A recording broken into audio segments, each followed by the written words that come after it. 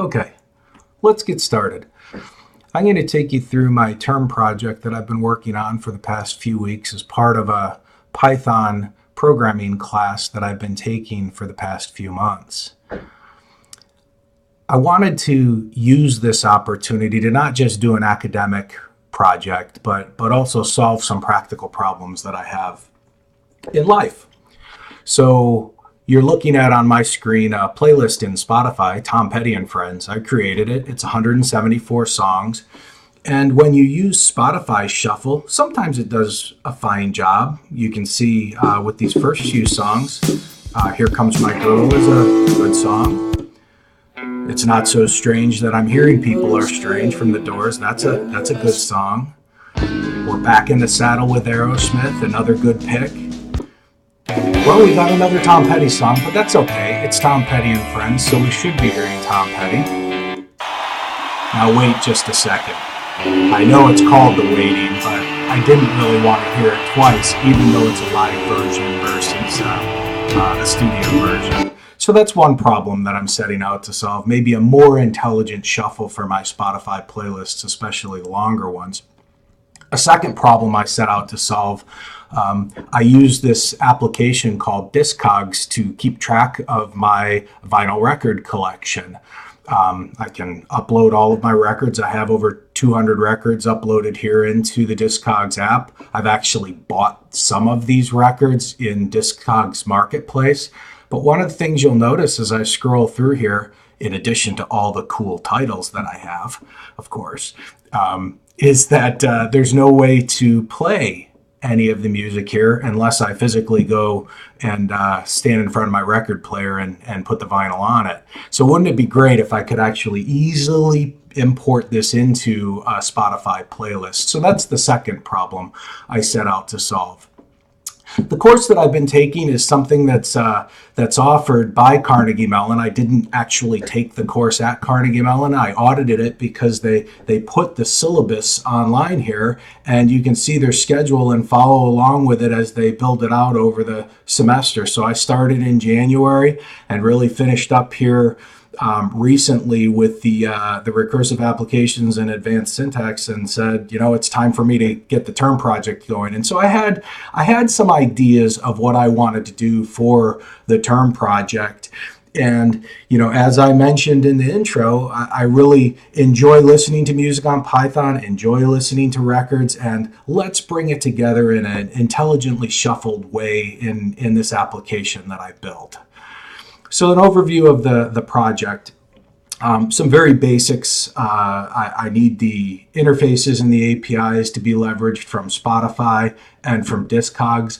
I used both of their APIs and their documentation they had out there on Python to develop those interfaces. I needed a user interface for this, so I actually used tkinter. Not the flashiest interface, but it's functional and it does what it needed to do. So I put all of this together and created a sort algorithm, what I'll call the line bisector sort algorithm, which attempts to put songs by the same artist and songs with the same name the furthest distance apart possible, which would be the first and the last, and then you start to bisect each of the lines that are created as you do that and fill in the blanks. So in giving you that intro, why don't we dive right in and take a look at the application. You can see here the GUI is laid out so that you've got a file menu where you can do some basic things like set up your user IDs. I've got my user IDs for Spotify and Discogs set up in there. And then you select your source. So we'll start with Spotify, and I've highlighted the buttons just to guide the user a little bit from a usability perspective. I want to get a playlist from Spotify, and what you'll see is all of my Spotify playlists are listed here in the order that they were created in Spotify. So of course we like to order things a little bit, and I can get some music this way. So I'll grab this 1969 party mix, and I'll add it, and it'll put all of the songs from that mix down into the second staging area for your songs. Another thing I did into Spotify was I said, you know what, maybe I don't have it in my playlist. Maybe I want some additional Tom Petty songs because, after all, I've created Tom Petty and Friends.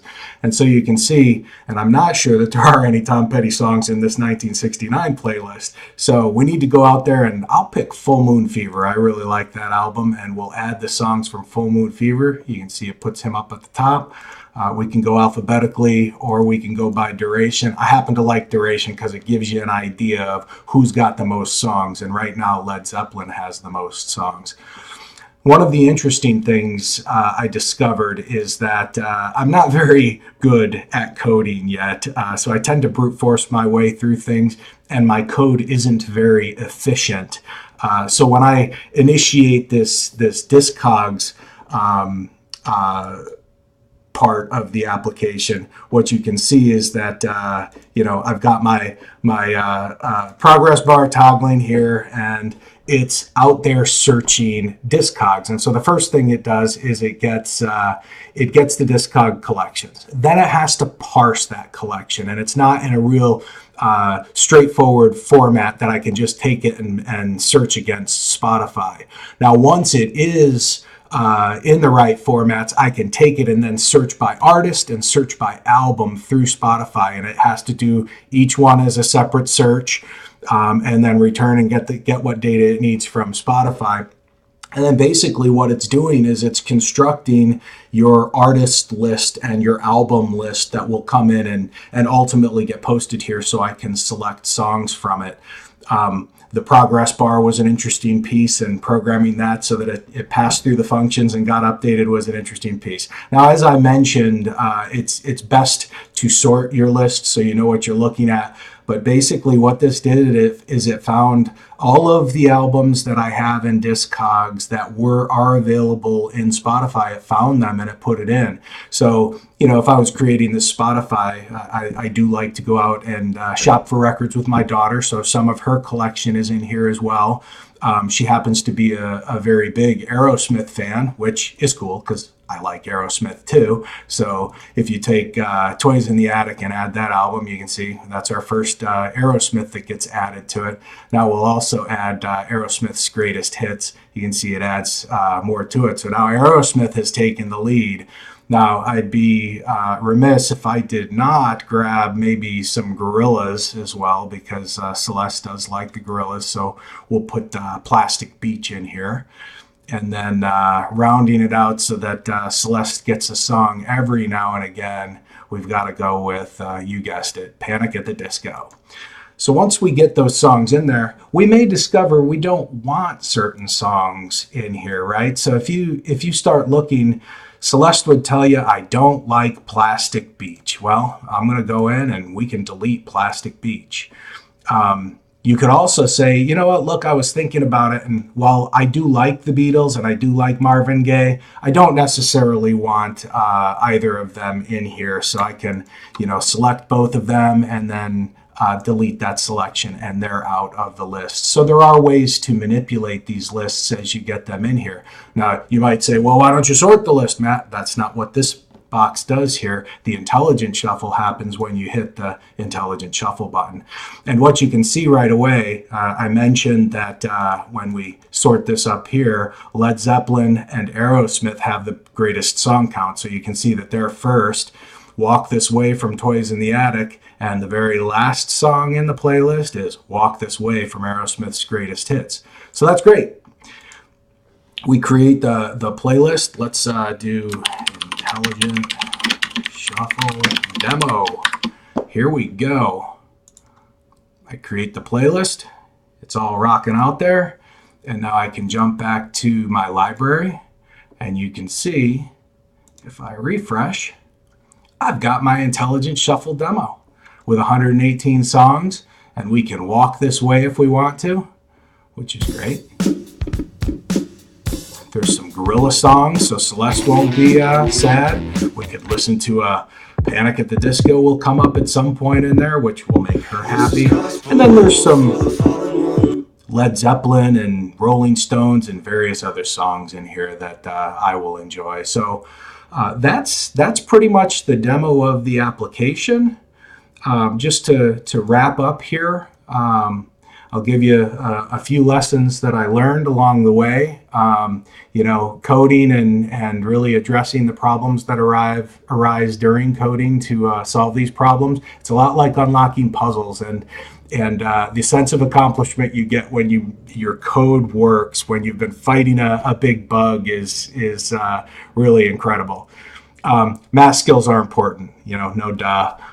This line bisector problem, I did end up solving it, and I did end up getting a reasonably elegant solution in place. But originally, I hard coded it, and if I had better math skills, it would have cut my time to solution down dramatically. I tend to brute force things. I know this. I've always had a tendency to overcomplicate and go around my elbow to scratch my ear, and coding is no other way. So if at first you don't succeed, go for a walk, take a break, do something, and then come back. And in my case, I'll write 2 to 5 times the lines of code that I need, but the job gets done. Object-oriented programming and recursion are 2 things where I really need to focus in my next learning sets. I do believe that will help with some of my areas where I tend to brute force. So up next, these are the things that I want to work on: an object-oriented programming course, some Bayesian inference, so I can start to understand some of the probabilities and statistics behind decision making, and how we can incorporate that into some learning and coding. And then my next project I want to do, I've started to build the primitives of an intelligent shuffle. Well, it'd be nice to have an intelligent DJ that can actually have some kind of personality and awareness of music history and current events, and start to recommend music based on not just the user preferences and things that they like, but also, what happened in music history back when, and also some of the things that might be similar to things that are going on in the world today. So I think, trying to come up with a project where I can start with the primitives for an intelligent DJ would be great. I've given some credits here, obviously the Carnegie Mellon class syllabus notes, and all the people that put their work into that. I thank you. Spotify, the APIs for that. Much of the code that was out there. There was a very interesting sort your music web application that was out there that you can look at for examples. The Discogs API as well, just great source of information for how to use the API and work with the Discogs collection. And then Stack Overflow. If you've done anything in programming these days, being able to have a source where you Google a few keywords, especially with things like tk-enter, have been great. And then, last and certainly the greatest here is my wife, who's listened to me for the past few months obsess about this course and this project, and my inability to think mathematically at times. So thank you to Danny as well. So that's it for my presentation. I hope you enjoyed it, and we'll see you next time.